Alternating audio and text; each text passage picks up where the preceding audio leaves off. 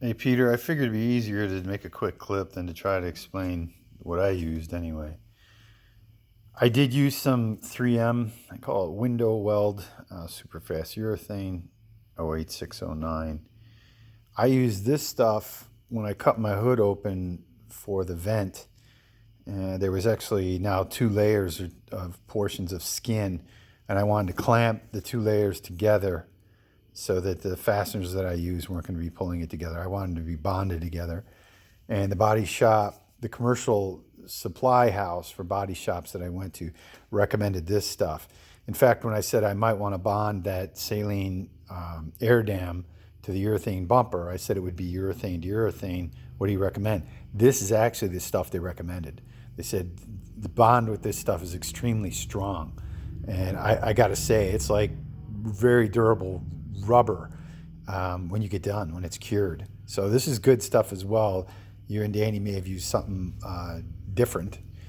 The stuff that I used for the flares, this was for like an FRP to steel Evercoat Maximum. I think it's a medium set. This stuff is very strong. The flares that I put on just a few hours ago, it's already cured. I mean, chemically it might need a few more hours, but you can't pick at it with your nail.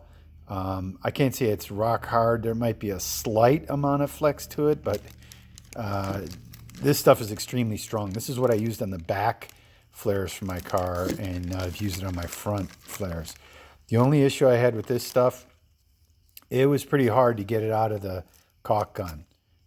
Even doing everything right, and even hitting it with a heat gun. It's a two-part that mixes as it swirls in the discharge nozzle that you thread on it, but it's very strong. And one other one, this Loctite PL Marine adhesive. This stuff I used when I put the screens on my fenders. The ends are kind of frayed when you cut it with snips, and I wanted something around those frayed ends. So I used this stuff. This stuff is superb. You can actually use this stuff on boats that are underwater on the hull. And when it cures, it's like rubber. It's white, but it absolutely did what I wanted. It works through screens or that kind of thing very well. Or if you need to make any kind of gasket. It's expensive, but this stuff works very well. So anyway, I hope that helped.